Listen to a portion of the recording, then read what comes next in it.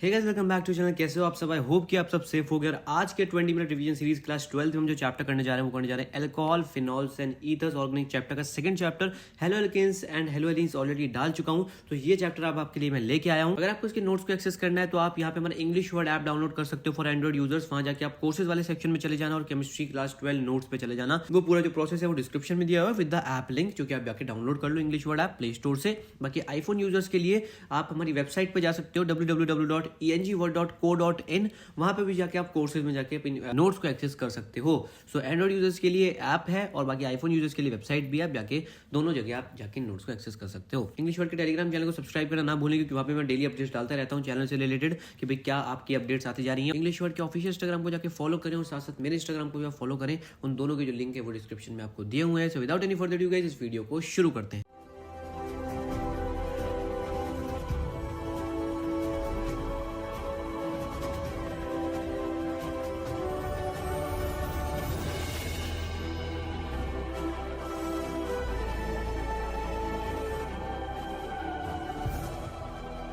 सबसे पहले हम अल्कोहल फिनॉल इधर में पढ़ने वाले हैं कि भाई अल्कोहल क्या होता है। भाई हाइड्रोक्साइल डेरिवेटिव्स होते हैं हाइड्रोकार्बन्स के, उनको अल्कोहल कहते हैं। मतलब अगर अल्कोहल का मैं फॉर्मेशन आपको बताऊं तो आप कुछ नहीं करना, आपको बस एक हाइड्रोजन एटम रिमूव करना है किसी भी हाइड्रोकार्बन से और उसको रिप्लेस करना है आपको OH ग्रुप से। तो जैसे आप OH ग्रुप एडिशन करोगे वहां पे आप फंक्शनल ग्रुप OH की वजह से यहाँ पे अल्कोहल्स का फॉर्मेशन हो जाता है। तो अल्कोहल्स के अंदर आपका जो फंक्शनल ग्रुप होता है वो होता है OH।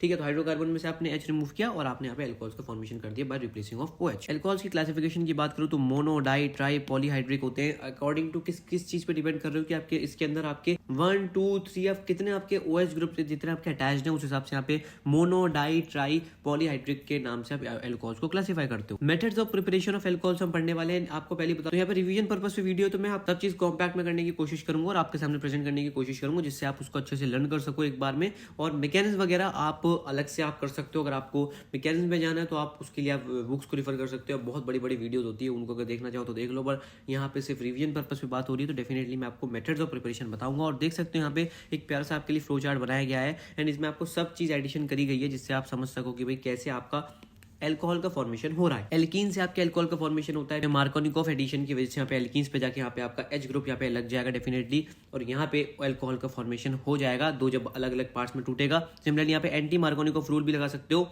जिसमें हाइड्रोबोरेशन या फिर ऑक्सीडेशन ऑफ एल्कीन करते हो आप। ठीक है, जैसे BH3 का आप यूज कर रहे हो, H2O2 का यूज कर रहे हो एंटी मार्कोनिकोव रूल्स के अंदर। साथ साथ यहाँ NaBH4 और HO के प्रेजेंस में भी आप यहाँ से एल्कीन से डायरेक्टली आप OH मतलब अल्कोहल ROH का फॉर्मेशन कर सकते हो। तो ये जितनी फॉर्मेशन है सारे एल्कीन से फॉर्मेशन हो गए। इससे यहाँ पे आपका ग्लूकोज और फ्रक्टोज में आपका टूटता है इन्वर्टेज एंजाइम के प्रेजेंस में। फिर जाइमेज एंजाइम्स के प्रेजेंस में आपका यहाँ पे अल्कोहल में फॉर्मेशन हो जाता है ग्लूकोज एंड फ्रक्टोज का। ठीक है, सिमिलरली यहाँ पे RCOOH का अगर बात करूं तो LiALH4 रिड्यूसिंग एजेंट आप यूज करोगे जब आपका अल्कोहल फॉर्मेशन हो जाएगा। RCOR की यूज करोगे तो NaBH4 फिर से आप यूज करोगे, फिर आपका ROH बन जाएगा।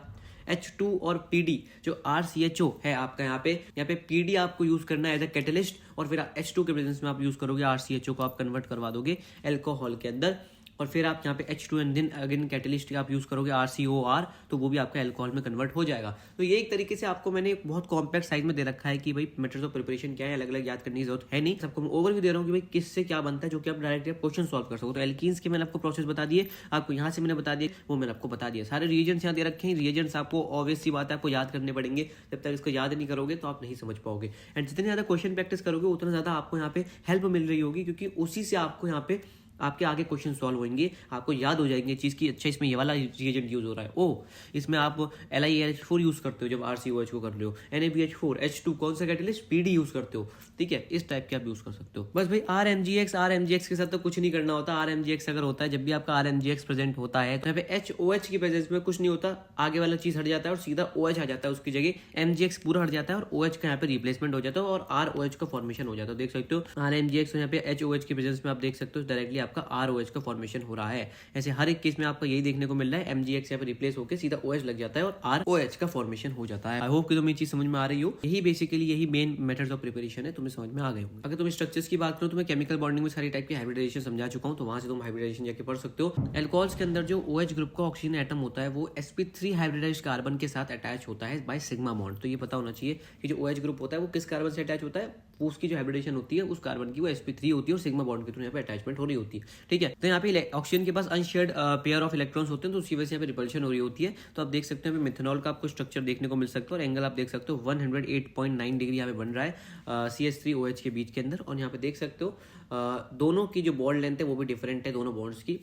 तो ये आपको पता होना चाहिए। देख सकते हो ये वाला जो कार्बन है इसकी जो हाइब्रिडाइजेशन है वो आपकी sp3 है, साफ साफ दिख रहा है 1 2 3 4 दैट इज sp3। मैंने आपको एक ट्रिक बताई थी केमिकल बॉन्डिंग में, वो जाके आप देखना कि हाइब्रिडेशन कैसे कैलकुलेट करते हैं। आइसोमेरिज्म भी आपको मैं ऑलरेडी बता चुका हूँ। आपको अगर आपने 11th के ऑर्गेनिक केमिस्ट्री पढ़ी होगी तो मैंने दोनों चैप्टर डाल रखे हैं, GOC as well as hydrocarbons. साथ साथ मैंने आपको इसका हेलोलिन नहीं पढ़ा है। तो आइसोमेरिज्म में आप अभी तक आपको समझ में आ चुका होगा कि अल्कोहल के अंदर चेन आइसोमेरिज्म देखने को मिलेगा। चेन टाइप के अलग अलग आपके आइसोमर्स बन सकते हैं, पोजीशन बन सकता है, पोजीशन चेंज हो सकती है यहाँ पे, अलग अलग पोजीशन पे आप लगा दो फिर। और साइड में फंक्शनल आइसोमेरिज्म बन सकता है कि फंक्शनल ग्रुप में यहाँ पे अलग अलग आप जो आइसोमर्स बनने हैं उसमें फंक्शनल ग्रुप में चेंज होता जा रहा है। तो ये आपके बन सकते हैं, ठीक है। और फंक्शनल आइसोमर्स ऑफ एल्कोहल्स की बात करूँ, बेसिकली सिर्फ फंक्शनल आइसोमर्स की, तो वो ईथर्स बनाता है, ठीक है। वो ईथर्स होते हैं जो फंक्शनल आइसोमर्स होते हैं एल्कोहल्स के। तो आपने एल्कोहल, फिनॉल एंड ईथर पढ़ा, तो ईथर जो है वो फंक्शनल आइसोमर है एल्कोहल्स का, तो ये आपको पता होना चाहिए। फिजिकल प्रॉपर्टीज बहुत इंपॉर्टेंट, बहुत बार से सवाल पूछा गया कि देखो जैसे जैसे एल्कोहल के अंदर ब्रांचिंग बढ़ती जाएगी, ठीक है, जो ब्रांचिंग होती है आपकी, है ना, ब्रांचिंग अगर आपकी बढ़ती गई एल्कोहल के अंदर तो क्या होगा, आपका जो बॉइलिंग पॉइंट होगा वो डिक्रीज होता जाएगा। मतलब जो बॉइलिंग पॉइंट है एक तरीके से ये याद रखना वो इनवर्सली प्रोपोर्शनल है ब्रांचिंग के, ठीक है। तो अगर आप एक एल्कोहल के अंदर ब्रांचिंग बढ़ाते जाओगे उसकी चेन के अंदर ब्रांचिंग्स बढ़ती जानी तो बॉइलिंग पॉइंट डिक्रीज होता जाएगा। तो ये आपको पता होना चाहिए। आई होप कि तुम्हें समझ में आ गया होगा, ठीक है। यहाँ पे क्या होता है, वार्नर वॉल फोर्स जो होता है वो डिक्रीज होता है, जिसके कारण यहाँ पे आपका सरफेस एरिया भी साथ साथ डिक्रीज होता जाता है। इसके कारण यहाँ पे ब्रांचिंग के जब इंक्रीज करोगे तो आपका जो यहाँ पे बॉइलिंग पॉइंट है वो डिक्रीज होता जाएगा, ठीक है। जनरली यहाँ पे वही ब्रांचिंग के अकॉर्डिंग यहाँ पे आपको एग्जांपल दे रखा है जिससे आप समझ पाओ कि भाई ब्रांचिंग इंक्रीज होती जा रही है तो बॉइलिंग पॉइंट आपका डिक्रीज होता जा रहा है, ठीक है। जनरली सॉल्युबिलिटी जो होगी अल्कोहल्स की वो भी आपकी डिक्रीज होगी। सॉल्युबिलिटी कैसे कैसे डिक्रीज हो रही है, जब अगर आप एल्काइल ग्रुप्स जो होते हैं आप उनका साइज बढ़ाते जाओ, एल्काइल ग्रुप का साइज बढ़ाते जाओगे सॉल्युबिलिटी कम होती जाएगी, ठीक है, वाटर के अंदर।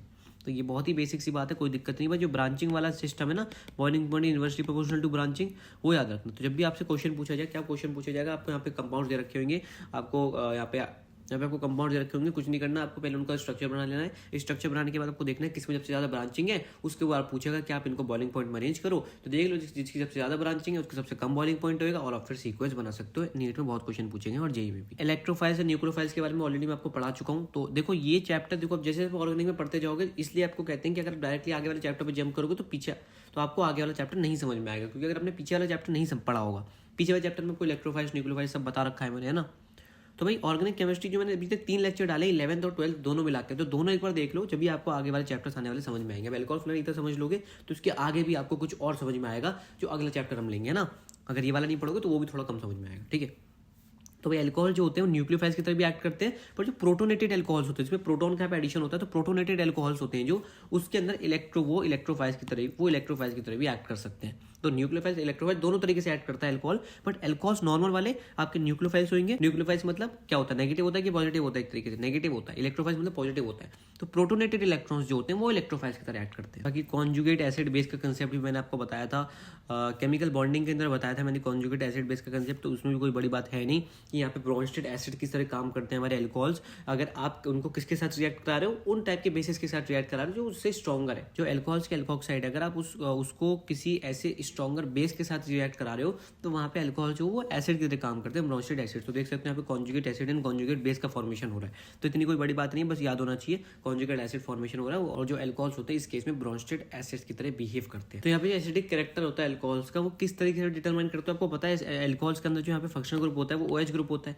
तो OH ग्रुप के पोलर नेचर की वजह से आपके यहाँ पे जो एल्कोहल्स होते हैं उनके अंदर एसिडिक नेचर आने लगता है। पोलर नेचर है OH बॉन्ड के अंदर, तो उसके कारण यहाँ पे आपका यहाँ पे क्योंकि अनइक्वल शेयरिंग हो रही है इलेक्ट्रॉन्स की, ठीक है। तो इस पोलर नेचर के कारण OH ग्रुप के यहाँ पे जो एल्कोहल्स होते हैं उनके अंदर एसिडिक कैरेक्टर आ जाता है। जैसे अगर मैं बात करूँ एल्काइल ग्रुप्स, जिसके अंदर आपके इलेक्ट्रॉन रिलीजिंग ग्रुप इंक्रीज करते जाओगे। आप देखो यहाँ पे, आप देखो इलेक्ट्रॉन रिलीजिंग ग्रुप आप इंक्रीज करते जा रहे हो, देख रहे हो तीनों केस के अंदर। तो क्या हो रहा है, तो इलेक्ट्रॉन रिलीजिंग ग्रुप इंक्रीज करते जाओगे तो क्या होगा, तो उससे क्या होगा, जो इलेक्ट्रॉन डेंसिटी ऑक्सीजन पे वो इंक्रीज होती जाएगी, है ना। आपकी इलेक्ट्रॉन डेंसिटी ऑक्सीजन पे, जैसे आप यहाँ पे इलेक्ट्रॉन यहाँ पे प्रोवाइड करते जा रहे हो, आप एल्काइल ग्रुप्स ऐड करते जा रहे हो, तो इलेक्ट्रॉन डेंसिटी बढ़ाएगा ना, एक तरीके से इलेक्ट्रॉन्स देगा, तो ऑक्सीजन पे यहाँ पे इलेक्ट्रॉन डेंसिटी बढ़ती जाएगी। उससे क्या होगा, पोलैरिटी जो होगी डिक्रीज होती जाएगी OH बॉन्ड की। तो क्या होगा, पोलैरिटी अगर डिक्रीज हुई, और आपको पता है पोलैरिटी की वजह से, polar nature of OH bond की वजह से यहाँ पे एसिडिक स्ट्रेंथ बढ़ती है। तो मान लो अगर एल्काइल ग्रुप बढ़ा, एल्काइल ग्रुप बड़ा है ना, एल्काइल ग्रुप बड़ा, इलेक्ट्रोडेंसिटी बड़ी तो क्या होगा, पोलर बॉन्ड जो पोलर नेचर होगा वो कम होगा, पोलैरिटी कम होगी। यहाँ पे OH बॉन्ड की पोलैरिटी कम हो तो एसिडिक नेचर कम होगा।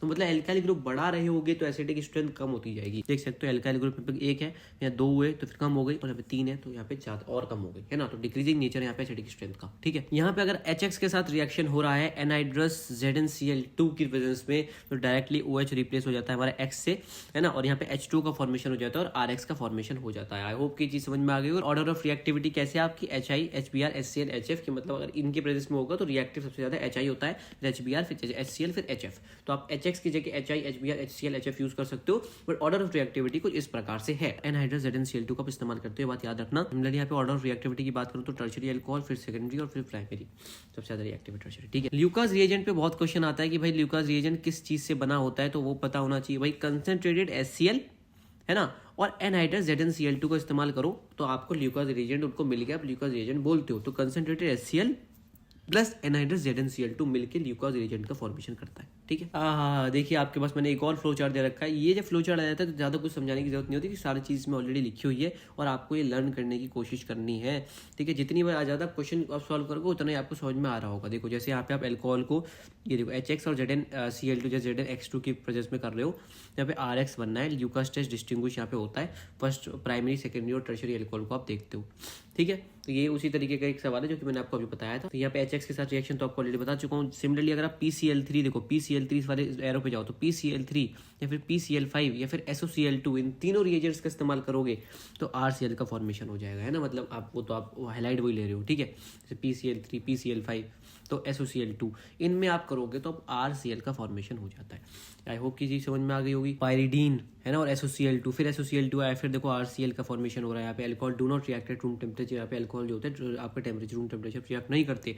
KMnO4 ऑक्सीडेशन कर रहे हो तो अल्कोहल्स का ऑक्सीडेशन करके क्या बनता है, कार्बोक्सिलिक एसिड कंपाउंड बनता है। इसका ऑक्सीडेशन करोगे तो कार्बोक्सिलिक एसिड कंपाउंड बन गया, ठीक है भाई। ये वाला पार्ट समझ में आ गया, कोई दिक्कत नहीं इसमें। और क्या है, हाँ, एस्टरिफिकेशन रिएक्शन करोगे, बहुत सारी चीज पूछते हैं एस्टरिफिकेशन रिएक्शन। RCOOH और H+ की प्रेजेंस में ये हो रहा होता है, RCOOR का फॉर्मेशन हो जाता है। RCOH के रिएक्शन में, एस्टरिफिकेशन में RCOR का रिएक्शन आपका मतलब फॉर्मेशन हो जाता है। तो ये आपको फंडा वाला समझ में आ गया, बहुत ही आसान, ये बहुत आसान है वाले याद करने का, ये वाला पार्ट इतना कोई मुश्किल है नहीं। देखो ठीक है, अमाइंस का फॉर्मेशन करना है, ROH में क्या करो, NH3 के साथ रिएक्ट करा दो तो सीधा RNH2 बन जाएगा। What is RNH2, that is amines. ये आप अभी आगे ऑर्गेनिक चैप्टर्स में पढ़ोगे अमाइंस के बारे में भी, है ना। तो RNH2 का फॉर्मेशन हो गया NH3 के प्रेजेंस में, एल्कोहल के साथ रिएक्ट करा रहे हो, ठीक है। बाकी एसिटल कंपाउंड्स और ये इतने बहुत मतलब पूछे जाते हैं, मैं ये नहीं कह रहा पूछे नहीं जाते, बट थोड़े यहाँ पे कम इंपॉर्टेंट है। देख सकते हो कॉपर इस्तेमाल कर रहे हो, है ना। कॉपर से क्या होगा, RCHO का फॉर्मेशन हो जाएगा। ROH से यहाँ पे आपका RCHO बन चुका है, ठीक है। तो ये भी आप देख सकते हो तरीके से। बाकी यहाँ पे और इंपॉर्टेंट रिएक्शंस भी लिख, डिहाइड्रेशन रिएक्शंस में क्या होगा आपका, या तो आपका ईथर बन जाएगा या फिर आपका एल्कीन बन जाएगा। दोनों में आप में से कोई भी आपका बन सकता है अगर आप डिहाइड्रेशन रिएक्शन करा रहे हो। अभी आगे हम रिएक्शंस पढ़ेंगे। इन टाइप की रिएक्शन है, वैसे बेसिकली सारी रिएक्शंस मैं आपको ऑलरेडी बता चुका हूँ। यहाँ पे बाकी सब आसान रिएक्शन है, इतनी कोई इंपॉर्टेंट है नहीं। और जब भी आपका डिहाइड्रेशन रिएक्शन होगा, देखो डिहाइड्रेशन रिएक्शन होगा कंसंट्रेटेड H2SO4 की प्रेजेंस में, तो ये सारे आपके केसेस बन सकते हैं कि भाई Al2O3 की प्रेजेंस में 170 डिग्री में आप कर रहे हो तो एल्कीन बनेगा, है ना। फिर आप 140 डिग्री कर रहे हो तो डाईइथाइल ईथर बनेगा, 110 डिग्री कर रहे हो तो डाई एल्काइल हाइड्रोजन सल्फेट बनेगा, और 273 केल्विन कर रहे हो तो यहाँ पे आपका डाई एल्काइल सल्फेट बनेगा।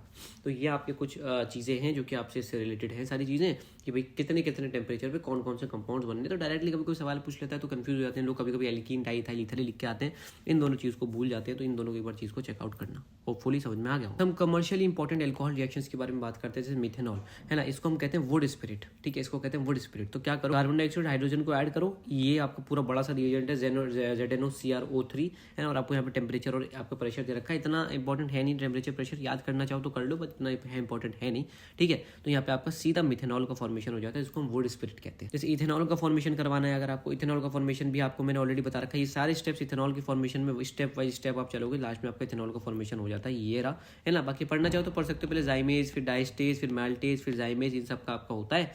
है ना। तो इससे पहले स्टेप में आपको क्या बनता है, ग्लूकोज फ्रक्टोज बनता है, जो कि आपको वहाँ भी रिएक्शन बताई थी मैंने, है ना। फिर ग्लूकोज फ्रक्टोज को जाइमेज के साथ करो, तो इस तरीके से आपका यहाँ पे जैसे ये बन गया आपका, है ना। तो ये आपको यहाँ पे फॉर्मेशन हो रहा होता है, किसी भी तरीके से बन सकता है, ये सीरीज ऑफ स्टेप्स है। इंडस्ट्रियल एल्कोहल को डीनेचर कर दिया जाता है, जिससे वो यहाँ पे अनफिट हो जाता है फॉर ड्रिंकिंग के लिए, और डीनेचर एल्कोहल को हम कहते हैं मिथाइलेटेड स्पिरिट, ठीक है। तो ये आपको पता होना चाहिए, बस ये जस्ट कमर्शियल यूजेस के लिए, कभी कभी पूछ लिया जाए तो बता देना। और यहाँ पे यूजेस ऑफ मिथेनॉल दे रखा है कि अनफिट फॉर ड्रिंकिंग बनाता है इथाइल एल्कोहल को, है ना। तो ये सब चीज़ें हैं, आपको पता होना चाहिए। भाई मिथाइलेटेड स्पिरिट होती है एक तरीके से ना, प्रिपरेशन ऑफ मिथाइलेटेड स्पिरिट में आपके फॉर्मेशन में हेल्प करता है मिथेनॉल, ठीक है। और इथेनॉल की क्या बात करूँ, इथेनॉल में क्या होता है, इथेनॉल क्या करता है, प्रिजर्वेटिव की तरह ऐड करता है। जैसे बायोलॉजिकल स्पेसिमेंस को आपको प्रिजर्व करना है तो वहाँ पे इथेनॉल का यूज़ करो, है ना। Antifreeze for automobile radiators, है ना। आपको फ्यूल इन स्पिरिट लैंप में इन तरीके के आपकी यूज़ में होता है, स्टोव्स में यूज़ हो जाता है। इन टाइप के यूज़ में इथेनॉल का काम आता है, ठीक। फिनॉल की बात करूँ अगर मैं, तो फिनॉल को मैं अगर स्ट्रक्चर बनाऊँ तो क्या होता है फिनॉल, ये होता है फिनॉल आपका एक तरीके से, है ना। तो ये आपका स्ट्रक्चर बना हुआ है, यहाँ पे देखो OH, यहीं पे आपका यहाँ पे स्ट्रक्चर बना हुआ है फिनॉल का। और आपको पता होना चाहिए CO जो बॉन्ड लेंथ होती है वो थोड़ी यहाँ पे कम होती है एज कम्पेयर टू मिथेनॉल। अगर मिथेनॉल के कंपेरिजन में बात करें, जो यहाँ पे CO बॉन्ड लेंथ होती है वो थोड़ी कम होती है, ठीक है। क्योंकि पार्शियल डबल बॉन्ड यहाँ पे बॉन्ड करेक्टर आ जाता है, क्यों आता है, क्योंकि वहाँ पे यहाँ पे अनशेयर्ड इलेक्ट्रॉन पेयर जो होता है आपका presence of oxygen with the aromatic ring, जो एरोमेटिक रिंग होती है उसकी वजह से यहाँ पे एक पार्शियल डबल बॉन्ड करेक्टर का फॉर्मेशन हो जाता है, इसलिए वहाँ पे थोड़ी लेस होती है CO बॉन्ड लेंथ। तो कभी कभी पूछ लेते हैं फिनॉल की ज़्यादा होती है CO बॉन्ड लेंथ या फिर आपकी मिथेनॉल की, या फिर ऑल अल्कोहल्स की बात करें तो यहाँ पे फिनॉल की थोड़ी कम होती है, ठीक है, CO बॉन्ड लेंथ इस केस में। एंड यहाँ पे भाई आपकी एक और आपको सीरीज ऑफ यहाँ पे मैंने स्टेप्स के फॉर्म में दे रखा है कि कैसे कैसे रिएक्शंस आपके हो रहे हैं, और आप यहाँ पे इसका बता सकते हो कि कैसे कैसे चीज़ें हो रही हैं। यहाँ देख सकते हो फिनॉल का यहाँ पे आपको फॉर्मेशन देखने को मिल सकता है, बहुत ही प्यार से आपको समझाया गया है। जैसे आप देखो बेंजीन लो और ऑक्सीजन और V2O5 और 300 डिग्री सेल्सियस पे लो, तो डायरेक्टली आपका यहाँ पे फिनॉल का फॉर्मेशन हो जाएगा। रैचिंग प्रोसेस के अंदर बेंजीन को पहले आप HClO2 के साथ रिएक्ट करो, तो यहाँ पे बेंजीन के ऊपर Cl लग जाएगा, है ना। उसके बाद क्या होगा, H2 और SiO2 के प्रेजेंस में आप डायरेक्टली इसको कन्वर्ट कर सकते हो फिनॉल के अंदर। तो कभी कभी अगर आपको बेंजीन दे दे तो आप इसको फिनॉल में इस तरीके से कन्वर्ट कर सकते हो। ये वाला बेसिक स्टेप है, इसको याद रख लेना, ठीक है। फिनाइल मैग्नीशियम ब्रोमाइड देखो आप, इसके अंदर क्या, उसमें कुछ नहीं करना होता, बस H2 और हीट कर दो फटाफट से, है ना, डायरेक्टली फिनॉल का फॉर्मेशन हो जाएगा। सोडा लाइम यूज करोगे, है ना, सोडा लाइम करोगे, उसको क्या होगा, सोडा लाइम के प्रेजेंस में भी आपका यहाँ पे फिनॉल का फॉर्मेशन होता है ना। बहुत ही बिल्कुल बेसिक है, बहुत ही आपको पता होनी चाहिए। देखो डाउ प्रोसेस क्या होता है, कुछ नहीं होता, बेंजो क्लोराइड है। देखो बेंजीन के ऊपर यहाँ पे क्लोरीन है तो क्लोरोबेंजीन है। यहाँ पे देखो आप देख सकते हो डाउ प्रोसेस के आपके अगर यूज करोगे, इसमें CO tube, copper tube 10% NaOH 300 degree Celsius और 200 ATM के वजह में डायरेक्टली यहाँ पे फिनॉल्स का यहाँ पे यूज होगा, Cl हट जाएगा, डायरेक्टली OH वहाँ पे आके लग जाएगा, ठीक है। तो ये आपके कुछ बेसिक रिएक्शन है। जैसे डाइजोनियम क्लोराइड, हाँ डाइजोनियम क्लोराइड भाई बहुत ही इंपॉर्टेंट है ना। डाइजोनियम क्लोराइड तो बहुत ही इंपॉर्टेंट रिएक्शन होती है, कुछ नहीं है, देखो N ट्रिपल बॉन्ड NCl है, कुछ नहीं करना, O2 और वाटर लगाओ और डायरेक्टली ये वाला पार्ट हट जाएगा और यहाँ पे OH आके लग जाएगा, देख सकते हो, ठीक है। बहुत ही बेसिक सी रिएक्शन होती है, बस ये बताना चाहिए यहाँ पे O2 और वाटर के प्रेजेंस में आपके यहाँ पे फिनॉल्स का आपका बनता है फॉर्मेशन। तो ये आपका कुछ टाइप के रिएक्शंस हैं, है ना, आपको पता होने चाहिए। एंड ये बेसिक से बहुत बेसिक भी हैं और याद होने वाले भी हैं। कुछ डाइजोनियम क्लोराइड है भैया, डाइजोनियम क्लोराइड बनाया और O2 वाटर करा, सीधा फिनॉल, है ना। डाउ प्रोसेस में कुछ नहीं करना, NaOH यूज करो 300 डिग्री सेल्सियस 200 ATM को फिनॉल, है ना। ये आपको ऑलरेडी बता चुका हूँ, रैचिंग प्रोसेस, है ना। O2 और V2O5 डायरेक्टली फिनॉल बनता है।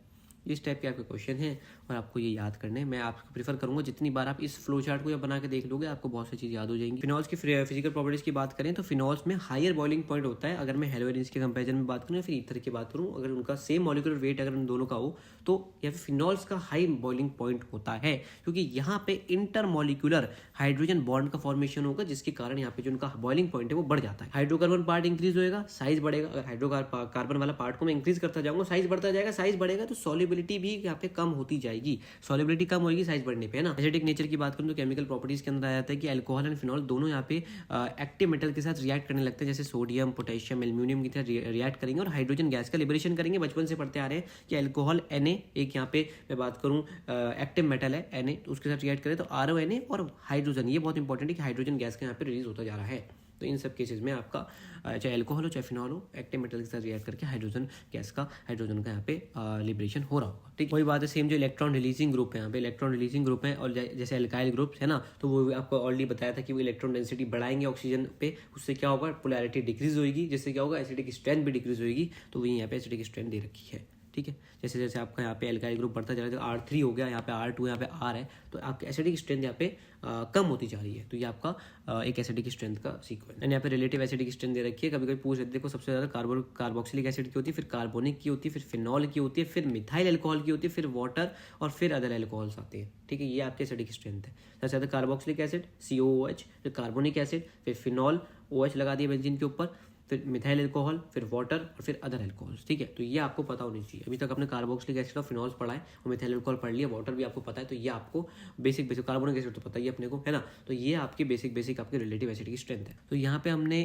तो यहाँ पे स्ट्रक्चर ऑफ फिनॉल को अंडरस्टैंड करने के बाद हमें यही पता लगा कि वाटर और कंपेयर करूँ मैं अदर अल्कोहल से, तो फिनॉल की जो एसिडिक स्ट्रेंथ होती है वो ज़्यादा होती है। तो कभी भी आपको सीक्वेंस में पूछे ना, फिनॉल की हमेशा आगे रख देना, ठीक है। मेरे sp2 कार्बन की वजह से होती है जो आपका अटैच होता है, वो से पूरा फंडा है वो। बाकी यहाँ पे ये आपको बहुत इंपॉर्टेंट बात जो कि आपको याद रखनी है। देख सकते हो यहाँ पे तीनों जगह NO2 लगा हुआ है, तो यहाँ पे सबसे ज़्यादा एसिडिक है पिक्रिक एसिड, फिर यहाँ पे 2 जगह लगा हुआ है, तो यहाँ पे फिर आपका और कम एसिडिक है। फिर NO2 सिर्फ पहला पोजीशन में लगा हुआ है, यहाँ पे देख सकते हो वो ज़्यादा यहाँ पे आपका एसिडिक है एज कम्पेयर टू यहाँ पे ऑर्थो पोजीशन, फिर आपका मेटा पोजीशन आता है, फिर आपका नॉर्मल फिनॉल आता है। तो ये आपका बेसिक आपका एसिडिक स्ट्रेंथ का यहाँ पे आपका सीक्वेंस है। सिमिलरली CH3 के टर्म्स में भी देख सकते हो, CH3 के टर्म्स में भी आप देख सकते हो सबसे ज़्यादा आपका मेटा पे होता है, फिर आपका पैरा और फिर आपको ऑर्थो पे होता है। तो ये आपको पता होना। पी के वैल्यू वही सेम बात है, पी के वैल्यू अगर जितनी बड़ी होगी तो आपका एसिड उतना कम होगा, वीक है ना, वीकर एसिड होगा। और आपने जो CH3 C2H5 पढ़ी, ये सब क्या होता है, ये इलेक्ट्रॉन रिलीजिंग ग्रुप ही तो, जो मैंने आपको ऑलरेडी सब बताया था कि वो जो डेंसिटी है वो बढ़ाते हैं, है ना, इससे पोलैरिटी कम होती है, इससे क्या होता है एसिडिक स्ट्रेंथ यहाँ पे बेसिकली डिक्रीज होती जाती है, रेखा डिक्रीज होती है। तो जो कंसेप्ट है मैं आपको बता चुका हूँ। जो ऑर्थो और पैरा आइसोमर्स बनते हैं उसको आप कैसे सेपरेट कर सकते हो, स्टीम डिस्टिलेशन के प्रोसेस से सेपरेट कर सकते हो। तो ये आपका MCQ थ्योरी में पूछ लेता है कि किसे सेपरेट कर सकते हो, स्टीम डिस्टिलेशन। जैसे अगर आप ओ नाइट्रोफिनॉल की बात करूँ, वो स्टीम वोलेटाइल होता है, तो उसमें क्या होता है, वो स्टीम वोलेटाइल क्यों होता है, क्योंकि उसके अंदर इंट्रामोलिकुलर हाइड्रोजन बॉन्ड की प्रेजेंस होती है। तो ये भी एक आपका बहुत इंपॉर्टेंट पॉइंट है। पी नाइट्रोफिनॉल पैरा नाइट्रोफिनॉल होता है, आपका नाइट्रो जो ग्रुप है वो पैरा पोजीशन पे लगा हुआ है, वो थोड़ा कम वोलेटाइल होता है क्योंकि उसमें इंटरमोलिकुलर हाइड्रोजन बॉन्ड होती है ना, उसमें इंट्रा होती है, इसमें इंटर होती है। और मैंने आपको इंट्रा और इंटर के बीच में डिफरेंस बताया था, आपको मैंने जो प्रीवियस चैप्टर्स पढ़ाए हैं, जो आप कमेंट्स में लिख के बताओगे एक पॉइंट में, अगर आपको एक्सप्लेन करना है तो आप कैसे करोगे, कमेंट्स में लिख के बताओ। फिनॉल की कुछ रिएक्शंस के बारे में बात करते हैं, बहुत ही प्यारी रिएक्शन होती है। जैसे फिनॉल है आपका ये रहा, कुछ नहीं करो Br2 के साथ रिएक्ट करो तो सारी पोजीशंस पे जाके Br लग जाएगा, तीनों पोजीशंस पे आप देख सकते हो 2,4,6 ट्राई ब्रोमोफिनॉल बन गया, सारी जगह आपका लग गया, ठीक है। CHCl3 है ना, NaOH और फिर आपका HCl के प्रेजेंस में आप यूज कर रहे हो तो आपका CHO ग्रुप लग जाएगा डायरेक्टली जाके आपका ऑर्थो पोजीशन को। रिमर टीमन रिएक्शन भी कहते हैं, सैलिसल्डिहाइड यहाँ पे फॉर्मेशन हो जाती है। बहुत इंपॉर्टेंट रिएक्शन, बहुत ही ज्यादा इंपॉर्टेंट रिएक्शन मैं कह सकता हूँ, रिमर टीमन रिएक्शन। बहुत बोर्ड्स में भी पूछी गई है और नीट में भी डायरेक्टली पूछता है कि भाई CHCl3 है ना, NaOH और फिर HCl के प्रेजेंस में फिनॉल को रिएक्ट कराओगे, डायरेक्टली CHO ग्रुप लगा देना ऑर्थो पोजीशन के अंदर, तो रिमन टीमन रिएक्शन सैलिसल्डिहाइड का फॉर्मेशन होता है। CCl4 NaOH और HCl ये चीज़ अगर यूज़ कर रहे हो, CCl4 है ना, वहाँ CHCl3 यूज है, CCl4 यूज़ कर रहे हो तो क्या करोगे, कुछ नहीं, COOH ग्रुप लगा दो, है ना, कार्बोक्सिलिक ग्रुप लगा दो, वहाँ एल्डिहाइड ग्रुप लगा था या कार्बोक्सिलिक ग्रुप लगा दो ऑर्थो पोजीशन के ऊपर, सैलिसिलिक एसिड बन जाएगा, तो वहाँ सैलिसल्डिहाइड या सैलिसिलिक एसिड। NaOH और कार्बन डाइऑक्साइड जैसी आ जाए तो कोलबेज रिएक्शन का नाम है कोल बेस, है ना, मतलब हमें हमेशा ऐसे याद रखता था, तो कोल बेस में O आ रहा है बड़ा सा, O तो CO2 O है ना, तो CO2 आप यहाँ पे लगाओगे तो कोल बेस रिएक्शन होता है, कार्बोक्सिलिक ग्रुप यहाँ पे फिर से आपका ऑर्थो पोजीशन पे आके लग जाता है। देख सकते हो कंसंट्रेटेड H2SO4 और कंसंट्रेटेड HNO3 बहुत ही बेसिक से सब, बहुत ही बेसिक क्वेश्चन बहुत बार पूछी गई है, कुछ नहीं करना होता, बस यहाँ पे आपके तीनों पोजीशन पे आके NO2 जुड़ जाता है, जिसको हम बोलते हैं 2,4,6 ट्राई नाइट्रोफिनॉल, और इसको पिक्रिक एसिड के नाम से भी हम जानते हैं। तो ये कुछ फिनॉल की रिएक्शन है, बहुत ही बेसिक सी, बहुत ही अच्छी, इसको नोट्स में अपने डाला है, तो आप अगर नोट्स चाहिए तो आप हमारे जैसे आपको एक्सेस करना है, आपको ऑलरेडी बता चुका हूँ, ठीक है, उसका जो लिंक है वो डिस्क्रिप्शन में। K2H2O8 या फिर KOH के बेस में देखो, यहाँ पे देख सकते हो मेजर एंड माइनर प्रोडक्ट बनते हैं। OH ग्रुप भी आपका लाके लग जाता है आपका पैरा पोजीशन पर, एक ऑर्थो पोजीशन में पैरा वाला ज्यादा आपका। PCl5 लगाओगे तो ट्राइफिनाइल फॉस्फेट लगता है, थोड़ी यहाँ माइनर क्वेश्चन है, सारी पढ़ना हो तो पढ़ सकते हो। एनिसोल वाली इंपॉर्टेंट कोई क्वेश्चन है, इसमें NaOH और CH3I के प्रेजेंस में OCH3 आके लग जाता है हमारा, यहाँ पे OH की जगह CH3 आके लग जाएगा तो OCH3 हो जाता है, इसको हम एनिसोल का इस पूरे कंपाउंड को एनिसोल बोलते हैं। कॉर्बन बर्मन रिएक्शन पढ़ना चाहो तो पढ़ सकते हो, इतनी मुझे इंपॉर्टेंट लगती नहीं है। जिंक और डस्ट के प्रेजेंस में, ये बहुत इंपॉर्टेंट, Zn डस्ट और हीट कर दो अगर, तो सीधा फिनॉल को बेंजीन में कन्वर्ट कर सकते हो, बहुत बार पूछा गया है। रिमन टीमन रिएक्शन में पूछता है कि भाई अटैकिंग इलेक्ट्रोफाइल कौन सा है, बहुत बार आपसे नीट जेई में सवाल पूछा गया कि अटैकिंग इलेक्ट्रोफाइल रिमन टीमन रिएक्शन में कौन सा है, तो डाइक्लोरोकार्बिन है। आप देख सकते हो आपको पूरी रिएक्शन दे रखी है, यहाँ पे डाइक्लोरोकार्बिन यहाँ पे आपका अटैकिंग इलेक्ट्रोफाइल है, कौन सा अटैक कर रहा है आके, वो आपका इलेक्ट्रोफाइल डाइक्लोरोकार्बिन है। तो बहुत बार पूछा गया, डायरेक्टली सवाल आएगा तो ये लिख के आना। बाकी कोलबेज रिएक्शन आपको ऑलरेडी बढ़ा चुका हूँ, उसमें कोई दिक्कत है नहीं, डायरेक्टली क्वेश्चन याद करो और आप उसको उससे क्वेश्चंस बनाओ जितना प्रैक्टिस कर सको। अब हम बात करते हैं ईथर्स की, अल्कोहल फिनॉल्स मेरे लिए यहाँ पे फिनिश अप हो गया। अब आपको ईथर्स की हम बात करते हैं, ईथर्स में इसी चैप्टर में ले लेता हूँ फटाफट से। स्ट्रक्चर ऑफ ईथर क्या होता है भैया, स्ट्रक्चर ऑफ ईथर की बात करूँ तो ईथर्स के अंदर 4 इलेक्ट्रॉन पेयर्स होंगे, जिसमें 2 बॉन्ड पेयर होंगे और 2 लोन पेयर होंगे, ठीक है। तो 4 अगर इलेक्ट्रॉन पेयर्स होंगे तो 2 बॉन्ड पेयर वाले हो गए और 2 लोन पेयर वाले हो गए, ठीक है। और यहाँ पे मेनली ऑक्सीजन की बात करें और यहाँ पे टेट्राहेड्रल अरेंजमेंट हो रहा होता है, यहाँ पे ईथर की जो फॉर्मेशन हो रही होती है, ठीक है। और टेट्राहेड्रल एंगल जो बनता है उससे थोड़ा बॉन्ड एंगल हल्का सा ज्यादा होता है ना, क्योंकि यहाँ पे रिपल्शन हो रहा होता है ना, इंट्रैक्शन बिटवीन टू, बल्कि यहाँ पे एल्काइल ग्रुप जो होते हैं उनके यहाँ पे उनके वजह से रिपल्शन हो रहा है। देखो CH3 यहाँ पे रिपल्शन यहाँ पे हो रहा है, इसलिए यहाँ पे 1.7 डिग्री का यहाँ पे एंगल बन रहा है। तो मिथॉक्सी मीथेन का यहाँ पे एक तरीके से यहाँ पे इन्होंने स्ट्रक्चर दिखा रखा है। देखो एक ले लो तो मिथॉक्सी और मीथेन, दूसरा उसके दूसरे नाम से लेते हैं, उसका नॉमेनक्लेचर इस तरीके से हम कर रहे होते हैं, ठीक है। इसकी अगर प्रिपरेशन की बात करूँ, methods of preparation of ether, तो डिहाइड्रेशन करो एल्कोहल्स का। यहाँ पे एसिड कैटालाइज कंडेंसेशन रिएक्शन होती है। यहाँ पे दो आपने यहाँ पे इथाइल एल्कोहल ले लिए तो कुछ नहीं, C2H5OH C2H5OH कुछ नहीं करोगे, बस वाटर निकाल दो इस तरीके से, वाटर निकालो, ये बचा O, यहाँ जाके जोड़ दो तो C2H5O C2H5 बन गया। यहाँ पे इस तरीके से कर सकते हो, बहुत ही बेसिक से इक्वेशन होती है। आप कोई भी आप इक्वेशन अपनी ईथर का फॉर्मेशन एल्कोहल से कर सकते हो। कंसंट्रेटेड H2SO4 याद रखना ये होता है। विलियमसन सिंथेसिस होती है एक तो, कि यहाँ पे एल्काइल हैलाइड जो होती है वो यहाँ पे आपका पोटेशियम एल्कोक्साइड या फिर सोडियम या फिर पोटेशियम दोनों टाइप के एल्कोक्साइड का रिएक्ट करता है और डायरेक्टली यहाँ पे आपका ईथर का फॉर्मेशन, जैसे RX यहाँ पे एल्काइल हैलाइड है, RON यहाँ पे सोडियम एल्कोक्साइड है, इसके साथ यहाँ पे रिएक्ट किया और यहाँ पे ईथर का फॉर्मेशन कर दिया ROR', ठीक है। जैसे यहाँ पे आपको रिएक्शन में मैंने दे रखा है C2H5ONA I C2H5, तो कुछ मत करो, C2H5O C2H5 कुछ नहीं है, और NaI आपका निकल चुका है NaX से ऊपर। ये बेसिक आपका नॉर्मल स्ट्रक्चर और ये आपका एग्जांपल है। और एल्कोक्साइड जो यहाँ पे होती है ना, वो न्यूक्लियोफाइल्स होती है और स्ट्रॉन्ग बेस की तरह भी एक्ट करती है। आप देख सकते हो यहाँ पे फिनॉल है, उसको NaOH के साथ रिएक्ट करो तो RONA का फॉर्मेशन होता है, फिर RX का फॉर्मेशन, फिर RX के साथ रिएक्ट करा तो और OR बन गया, यहाँ पे आपका ईथर बन गया। एल्काइल हैलाइड जो आप लेते हो ना विलियमसन सिंथेसिस में, वो सिर्फ और सिर्फ प्राइमरी एल्काइल हैलाइड लेने की कोशिश करना, क्योंकि अगर आप उसके अलावा कोई लेते हो तो यहाँ पे एल्कीन्स का फॉर्मेशन हो जाएगा by result of elimination reaction हो जाती है और यहाँ पे एल्कीन्स का फॉर्मेशन हो जाता है। जैसे कि आप देख सकते हो यहाँ पे हो गया, आपने यहाँ पे 3 डिग्री यहाँ पे एल्काइल हैलाइड ले लिया, प्राइमरी में ईथर ही बनेगा, पर उसके अलावा कोई लोग यहाँ पे एल्कीन्स का फॉर्मेशन हो जाएगा बाय एलिमिनेशन रिएक्शन। प्रॉपर्टीज की बात करो, जो ईथर होते हैं वो मेनली सॉल्युबल होते हैं, स्लाइटली सॉल्युबल होंगे वाटर में, और ऑर्गेनिक सॉल्वेंट्स में बहुत ही रेडिली सॉल्युबल हो जाते हैं, है ना, क्योंकि इसमें हाइड्रोजन बॉन्डिंग तो होती नहीं, ईथर के अंदर लैक होती है हाइड्रोजन बॉन्डिंग की वजह से। तो उसमें क्या होता है, जो आपके ऑर्गेनिक सॉल्वेंट्स के हैं उसके अंदर बिल्कुल आसानी से यहाँ पे सॉल्युबल हो जाएंगे, ठीक है। और केमिकल रिएक्शंस की बात करूँ, जो ईथर्स होते हैं वो थोड़े लेस रिएक्टिव होते हैं एल्कोहल्स के कंपैरिजन में, क्योंकि यहाँ पे एक्टिव हाइड्रोजन इनके अंदर नहीं प्रेजेंट होता, तो नो एक्टिव हाइड्रोजन की अवेलेबिलिटी की वजह से, है ना, अवेलेबिलिटी तो होती नहीं है एक्टिव हाइड्रोजन की, तो उसकी वजह से यहाँ पे जो ईथर्स होते हैं वो लेस रिएक्टिव होते हैं एल्कोहल्स के कंपैरिजन में। यहाँ पे आप डाइथाइल ईथर को क्लोरीन या फिर ब्रोमीन के साथ रिएक्ट कराओ, जैसे यहाँ पे डाइथाइल ईथर है, क्लोरीन या फिर ब्रोमीन के साथ रिएक्ट कराया तो यहाँ पे हाइड्रोजन सब्स्टिट्यूटेड ईथर्स बन जाते हैं। देख सकते हो आप, हाइड्रोजन सब्स्टिट्यूट यहाँ पे ईथर्स का बन जाएगा, फॉर्मेशन हो रहा है यहाँ पे। और जो यहाँ पे हाइड्रोजन होता है ना अल्फा कार्बन एटम पे, है ना, वो आपके इजीली सब्स्टिट्यूट हो जाता है अगर आप डार्क कंडीशंस की बात कर रहे हो। फॉर्मेशन ऑफ ऑक्सोनियम सॉल्ट्स का यहाँ पे फॉर्मेशन हो रहा है, बहुत ही रेयर इक्वेशन है, करना चाहो तो कर सकते हो, जैसे डाइथाइल ऑक्सोनियम ब्रोमाइड यहाँ पे फॉर्मेशन हो रहा है ना, तो ये बहुत ही बेसिक सी, बहुत ही मतलब बोल सकता हूँ बहुत ही रेयर अगर इक्वेशन आ गई ऑक्सोनियम वाली तो कर सकते हो, बाकी आती नहीं है। तो अगर रिएक्शंस की बात करूँ, इसमें क्लीवेज हो रही है यहाँ पे CO बॉन्ड की, उनको अगर बात करूँ तो action of sulphuric acid ether के ऊपर H2SO4 के साथ रिएक्ट कराओ तो क्या होगा, C2H5OH और C2H5HSO4 का फॉर्मेशन होता है ना, यहाँ पे एल्कोहल का फॉर्मेशन हो रहा है H2SO4 कंसंट्रेटेड की इस्तेमाल में। HX लगाओगे तो कुछ नहीं करना, ROR है ना, HX के लगा रहे हो तो सीधा OR हट जाएगा तो RX का फॉर्मेशन हो जाएगा, RX, समझ रहे हो। आई होप की चीज़ समझ में आ गई। OR और H निकल के ROH का फॉर्मेशन कर देंगे, बाकी R आपका X के साथ आ जाएगा तो RX का फॉर्मेशन हो गया। देख सकते हो ये आपका यहाँ पे एग्जांपल भी दे रखा है, वही सेम एग्जांपल है आपका, यहाँ पे RX का फॉर्मेशन हो रहा है और ROH का फॉर्मेशन हो रहा है। जैसे वो कंडीशन कोल्ड कंडीशन में थी, यहाँ पे हॉट कंडीशन से, हॉट कंडीशन में देख सकते हो एक्सेस HI के प्रेजेंस में अगर आप हीट करो हॉट कंडीशन है तो यहाँ पे H2 का निकल रहा है, H2 का रिलीज हो रहा है। अगर यहाँ पे आपका 3 डिग्री एल्काइल ग्रुप यहाँ पे प्रेजेंट है तो 3 डिग्री एल्काइल ग्रुप के प्रेजेंस के होने की वजह से टर्शियरी हैलाइड यहाँ पे मेजर प्रोडक्ट फॉर्मेशन हो रही होती है। तो टर्शियरी एल्काइल टर्शियरी हैलाइड देख सकते हो यहाँ पे रिएक्शन में, देख सकते हैं यहाँ पे HI के बेसिस में आप करा रहे हो तो एल्कोहल बनना है और यहाँ पे टर्शियरी हैलाइड बनना है। अगर आप 3 डिग्री एल्काइल ग्रुप यहाँ पे लेके चल रहे हो, तो 3 डिग्री एल्काइल ग्रुप आपने लेके चला है ना, तो वहाँ पे आपका टर्शियरी हैलाइड का मेजर प्रोडक्ट फॉर्मेशन हो रहा है। देख सकते हैं यहाँ पे HX के साथ रिएक्ट करा है, डायरेक्टली फिनॉल का फॉर्मेशन हो गया, कुछ नहीं करना होता इसमें, तो डायरेक्टली आपने RX निकल गया और H आपका O के साथ आ गया, तो R आपका बेंजीन के ऊपर फिनॉल मतलब OH आ गया तो फिनॉल हो गया और RX हो गया। हाइड्रोलिसिस कराओगे डायरेक्टली एल्कोहल का फॉर्मेशन हो रहा होगा, स्टीम इसमें बीच में आपको कराना पड़ता है, वाटर के हाइड्रोलिसिस मतलब वाटर के साथ रिएक्शन करा रहे हो एक तरीके से आप,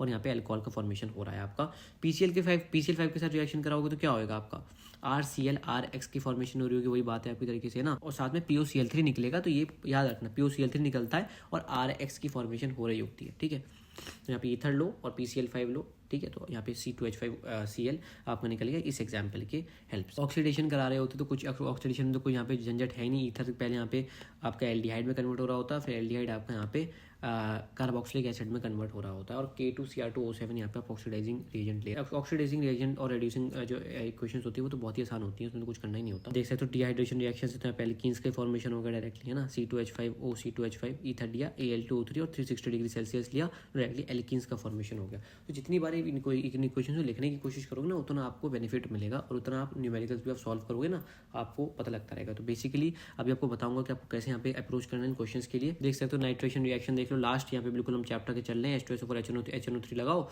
यहाँ पे आपको दो प्रोडक्ट आपको देखने को मिलेंगे, एक ऑर्थो पे लगेगा NO2, एक पैरा पोजीशन पे लगेगा, और पैरा वाला आपका मेजर प्रोडक्ट होता है, ठीक है। फ्रीडल-क्राफ्ट रिएक्शंस में क्या होगा, CH3Cl और एनहाइड्रस AlCl3।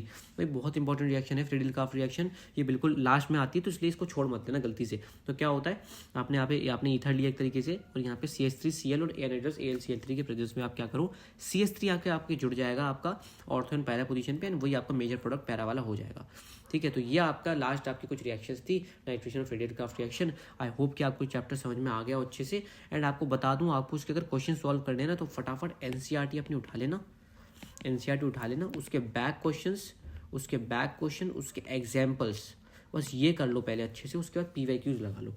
ये एनसीईआरटी करना मत भूलना है, ऑर्गेनिक के लिए एनसीईआरटी बेस्ट है, मैं अभी भी कह रहा हूँ। उसके बैक क्वेश्चन जितनी बार लगा सको, उसके एग्जाम्पल्स, उसके इंटेक्स्ट क्वेश्चंस भी मत छोड़ना, ये बिल्कुल मत छोड़ना। चाहे जितनी भी अंदर स्टेप्स हो, एक ही क्वेश्चन के अंदर बहुत सारे स्टेप्स होते हैं उसमें, मतलब बहुत सारे सब क्वेश्चंस होते हैं, उन सबको सॉल्व करना है। एनसीईआरटी पहले लगाओ, उसके बाद प्रीवियस ईयर क्वेश्चंस पे जाओ, फिर PYQs पे जाओ।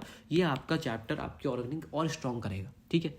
आई होप कि आपको आज का चैप्टर समझ में आया हो। इनके नोट्स को एक्सेस करने के लिए आप एंड्रॉइड यूजर्स हमारा ऐप डाउनलोड कर लिए, इंग्लिश वर्ड ऐप है ना, प्ले स्टोर पे मिल जाएगा। बाकी आईफोन यूजर्स www.engword.co.in पे चले जाएं, वहाँ पे जाके कोर्सेज वाले सेक्शन में जाके एक्सेस कर सकते हो।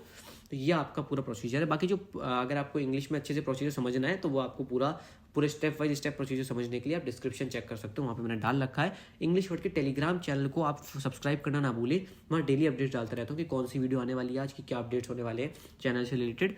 बाकी आपको इंग्लिश वर्ड के ऑफिशियल इंस्टाग्राम को फॉलो कर लो, और मेरे इंस्टाग्राम को भी फॉलो कर लो, @official। उन दोनों के लिंक आपको डिस्क्रिप्शन में दिए हुए हैं, ठीक है। आई होप कि आपको आज का लेक्चर पसंद आया हो। हम अगले चैप्टर के साथ मिलते हैं, और ऑर्गेनिक केमिस्ट्री हम खत्म करने की कोशिश करते हैं। बाकी जितने और केमिस्ट्री के चैप्टर्स बचे मैं जल्दी डालने की कोशिश करता हूँ। With that said, thank you watching this video. जब तक के लिए stay blessed, goodbye and bye bye.